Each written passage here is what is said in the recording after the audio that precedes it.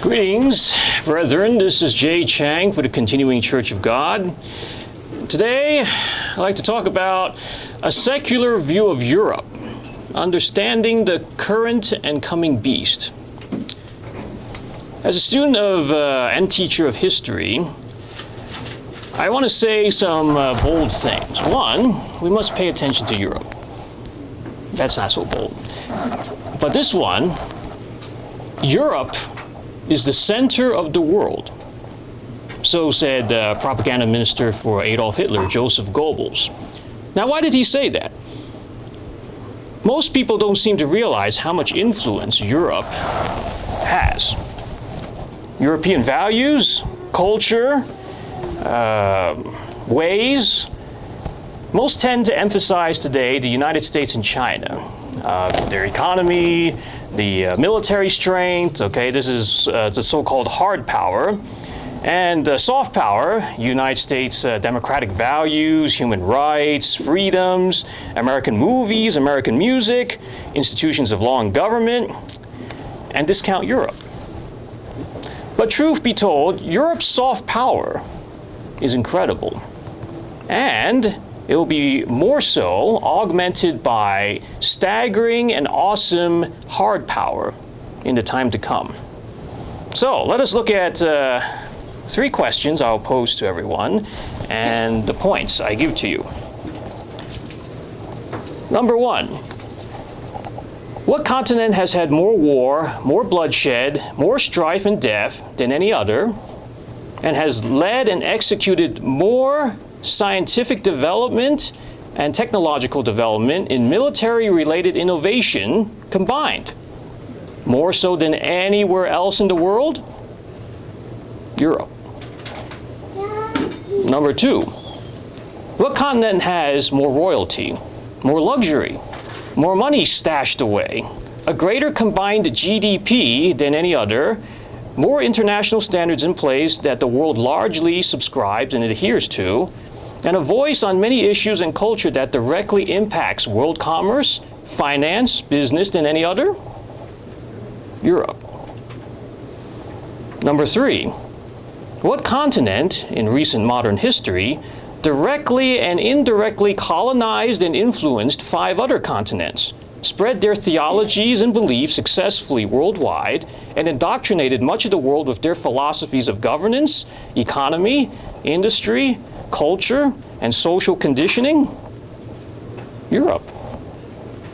Let's examine these 3 points in detail. First, on war.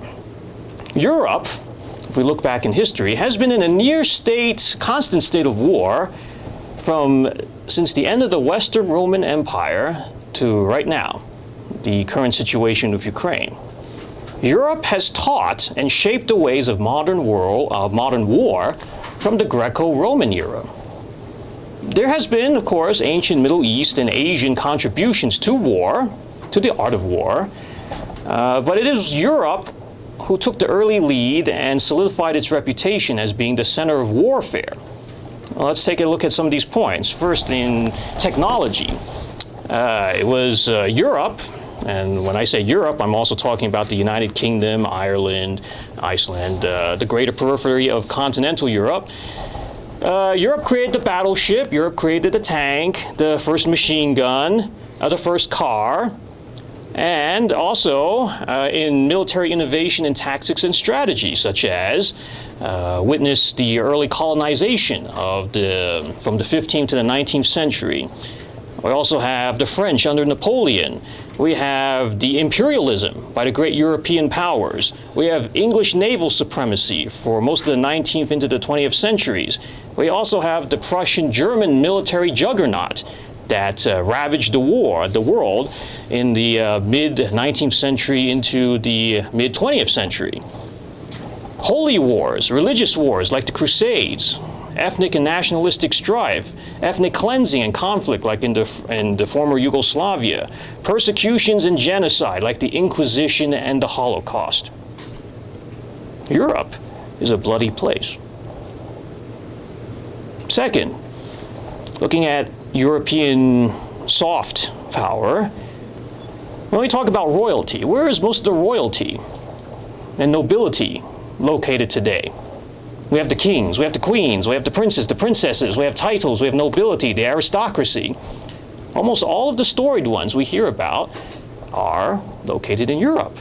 And along with it, their immense wealth. Royal families in Europe have lots of money. Switzerland holds 30% of the world's total wealth because people trust Europe with their money. A lot of people will say, okay, China's the world's second largest economy, America's the world's largest economy. Yet, do people like to keep their money, for example, in China, where the government is, corrupt and there's a lot of instability with the law? Where do they move the money to? They move it offshore. They move it to places such as Europe. Many major elite players and powers in politics, finance, business have their roots, foundations, traditions in Europe. International standards like the ISO 9000, International Standards Organization, Basel banking regulations, Euro emissions, EMV. EMV stands for EuroPay, MasterCard, and Visa. Now we have new cards with chips. That's a European standard. Euro shoe sizes. When you go to your shoe store and you look at the sizes for your shoes, you see US, UK, and Europe. The metric system. Also, the International Criminal Court, ICC, the International Criminal Court of Justice, the UN, they all have significant bases in Europe. The EU combined, the gross domestic product is larger than the US. True, the US has the largest GDP at around between 15 to 18 trillion, but Europe, if you put all the countries together, Europe's GDP is at least 18 trillion. Also, the US dollar is still the global reserve currency, but who has more gold? And gold is a true store of wealth compared to the US dollar. Who has more gold stored in their vaults? America has not done an audit of Fort Knox in the past 50 years. We don't know how much gold is in America, but there's a lot of gold in Europe. And it's being stored in preparation for the introduction of a new currency. Most of Europe is high-tech, and in some cases, they're further along in implementation of these new technologies, such as cashless payments. And coming back to a more, consumerist point of view, a lot of people like luxury goods. A lot of people like car brands. Now, let's think. Where are most of the world's luxury goods? Where do they come from? Well, you hear of names such as LV and Chanel and Hermes, and these are French. Okay, we hear of things like Prada and Gucci. Those are Italian. For famous cars, we hear BMW, Mercedes-Benz, Porsche, Volkswagen, Audi. These are German. We don't hear, and people like to buy these luxury goods. People like to buy European-made cars. European standards of dress, European standards of lifestyle, European fashion, taste. A lot of the world copies this. European arts, European culture, music, food, our way of dining even, using the fork and knife and spoon. And when we think about food, we also go into wine, beer, alcohol, whiskey, spirits of all kinds, pizza, spaghetti, even though, the Chinese like to take credit for that, hamburgers, fries, waffles, chocolate, candy, cheese, olive oil, sausages, frankfurters, sauerkraut, on and on. Hungry yet? You get the picture. Third, Europeans have been avid explorers, colonizers, conquerors, society shapers, and influencers. Greece and Rome have contributed to much of the civilizing of the ancient barbaric world back then. And of course, today, in history classes in high school and in college, a lot of focus is on the Greco-Roman period. The Roman Empire was the supreme power for many centuries, and its influence is still felt around the world today, especially in Western nations. The Catholic religion is number one in number of followers and supporters, over 1 billion worldwide, and nominal mainstream Christianity, especially Protestantism and Catholic, has origins in Europe. From Europe, seafarers and explorers discovered most of the world and colonized, occupied, and conquered. South America, Africa, Australia, North America are 4 continents directly impacted by European power, and parts of Asia as well. When we look at language, Spanish and English, number 2 and 3 languages in the world used. French traditionally has been used for diplomacy, German for business. English today is like the de facto world language. Where are your ancestors from? If you're white, most probably you have roots tying back to a European country. From Europe, we begat communism, socialism, fascism, capitalism, democracy, modern law and medicine, literature.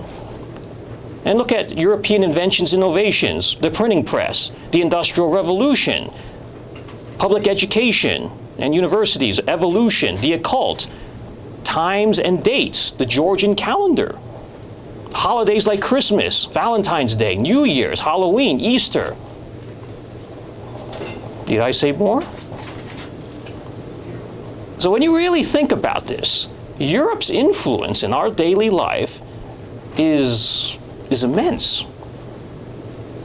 Now, what does this all mean for now and for the future? Let's take a look at our Bibles. Let's turn to chapter 18 of Revelation. Revelation chapter 18. And let's know more about this Europe, the secular Europe that most people know, and the Europe that most may not know. So Revelation 18, verses 2 and 3, and also verses 9 through 19.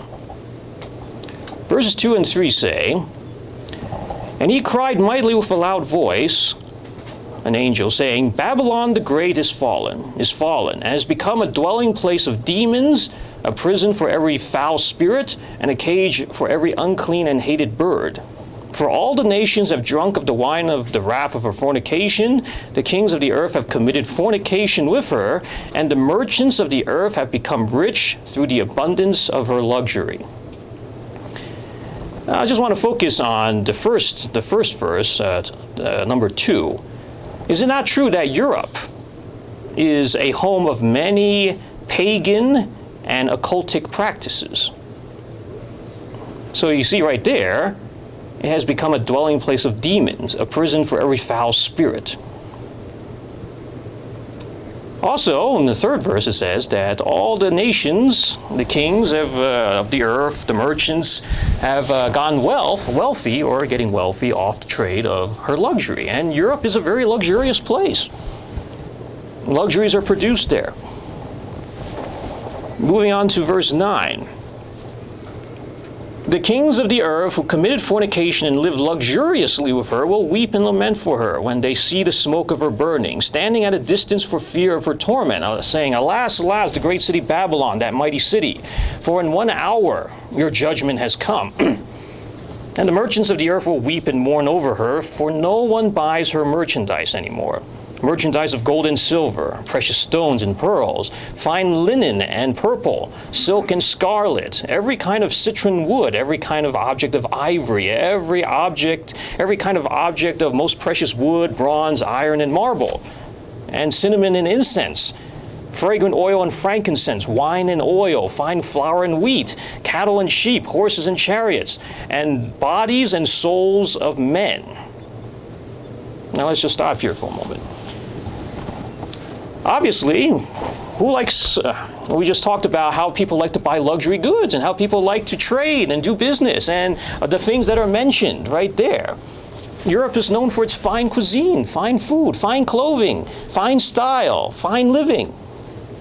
It seems that, like in Asia, for example, a lot of people want European goods, luxury goods. Yeah, there's a few American goods aspired in, and I can say this because I'm currently in Asia. A lot of people go gaga they have long lines outside the Louis Vuitton stores, waiting to get in to just see the latest handbag. They'll drop hundreds of thousands of dollars on the latest watch. or auction, buy paintings and then vases and artifacts. Yeah, and there's a lot of fashion shows. People always want to drive the nicest cars. Yeah. Europe is the center. And all of the money that is being contributed, being sent back to Europe, Europe is going to use to build up the final beast power.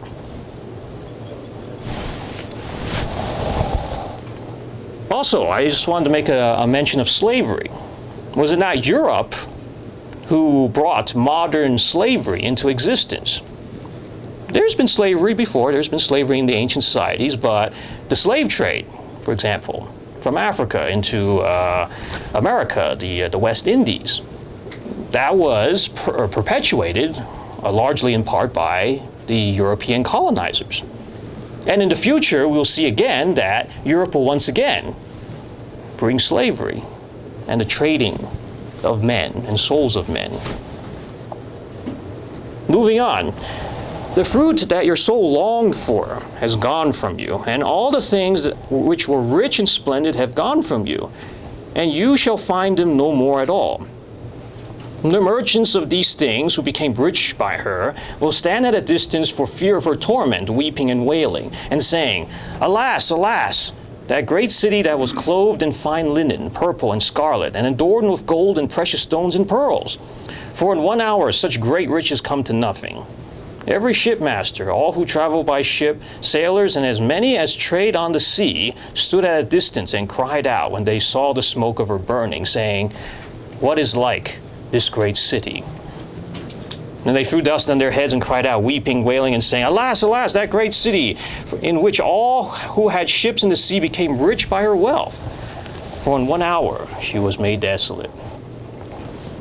So we can see right here in the future, Babylon the Great, which in this case is Europe, the soon coming beast power, is going to become very, very powerful and rich. They're going to become the most powerful and richest superpower the world has ever witnessed. They will control or indirectly control half of the world. Now, if you think about today, in today's world, look at the continents of South America and Africa. Where did these countries, these modern day countries, what is their heritage? Where did Brazil come from? Colombia come from? Like a lot of countries in South America, they were populated by Spanish and Portuguese. In Africa, it was colonized extensively by many, many European powers. And as you can see, and the Catholic Church has a very strong influence in these two continents. So the heritage of these two continents is that in the future, they will most likely align with the coming beast power. And they are going to become the resource bases of which Europe is going to propel its economy to stratospheric heights. And it's going to be even more so when they occupy and take over most of the Middle East. Let's look at Revelation 18, 21 through 24. Same chapter, 21 to 24, with a focus on 23 and 24. Then a mighty angel took up a stone like a great millstone and threw it into the sea, saying, Thus with violence the great city Babylon shall be thrown down and shall not be found anymore. The sound of harpists, musicians, flutists, and trumpeters shall not be heard in you anymore. No craftsman of any shall be found in you anymore, and the sound of a millstone should not be found in you anymore. Okay, so we know that music and art have been such a big part, a big heritage of Europe. We shall not hear them again. Also, 23 and 24, it says, The light of a lamp shall not shine in you anymore, and the voice of bridegroom and bride shall not be heard in you anymore. For your merchants were the great men of the earth, for by your sorcery all the nations were deceived. And in her was found the blood of prophets and saints, and of all who were slain on the earth. So, it says, the merchants. Europeans are great traders. They traded and did business and commerce all around the world from centuries past. And of course, at the same time, they spread their beliefs. A lot of it is pagan, and a lot of the world has fallen for it. And they have killed many of the prophets and saints through various persecutions, ethnic cleansings, and genocide. So this is a current state. This is history. You cannot deny this history. This has happened. So tying all of this together, you don't have to go there, but in Revelation 14 and 17, it talks about a woman that rides the beast, the harlot, and that the great city that rules over the kings of the earth. So we are aware that the great city that is talking about in Revelation 17, the last verse, is the city of Rome. And the Catholic Church has domain, has presence pretty much everywhere around the world. And this woman is going to ride the beast. It's going to influence how this coming beast is going to be. And the Antichrist the false prophet is going to make all worship the image of the beast. In conclusion, Europe has made many contributions to our world history, both good and bad. And more it shall.